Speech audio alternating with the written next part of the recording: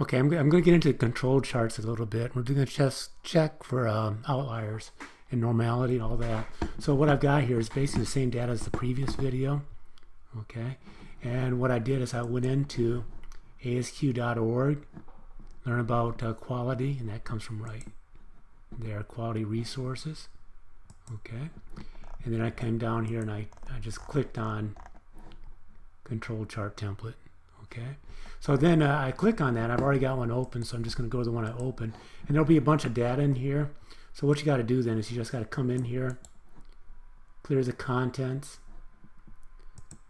or you could just paste over it if you want. But so then I'm going to come in. I'm going to start capturing my data. It comes in 25 piece bytes. There's 25. Copy. ASQ, paste. I'm just going to paste values. Come back in here. Let's get the next group. Again, you see the count right here, right? It'll tell you when you have 25. I'm just going to capture the next 25. Right there. Copy. Control chart. Paste. Let's go get the next 25. Oops, wrong one. Hold on. Get the next 25.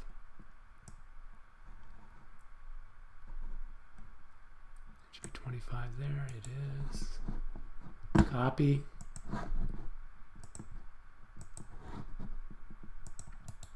Paste. And let's get that last one. There should be just a few here. Copy. ASQ control chart, paste. Now I've got all my data in these columns, right? And automatically it'll start coming up. Okay, and I got a subgroup of 1, so I'm treating these all as individuals. Now as you can see right here is the S&P is not normal. Okay, so what I'd have to do then is I come in, I try to explain all these points, right?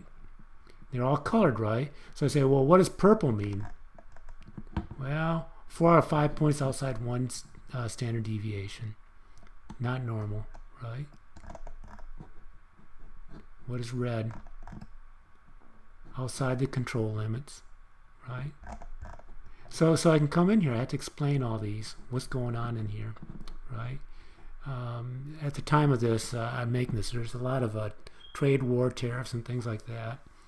It should be easy to explain. And I don't have the dates here, but every time you see one that falls outside the point, and again, this is why you want to do it in real time also. So as soon as I get a little red mark there, I could come back and explain why. Now if I had to, I have to go back 2 months and say, well, what happened back then? And I'd have a tough time of it. So, well, there you go. That's how you use the control chart. So I'm looking for normality, and I don't have normal data. I've got a bunch of outliers. I've got some non-random data. I've got to explain that.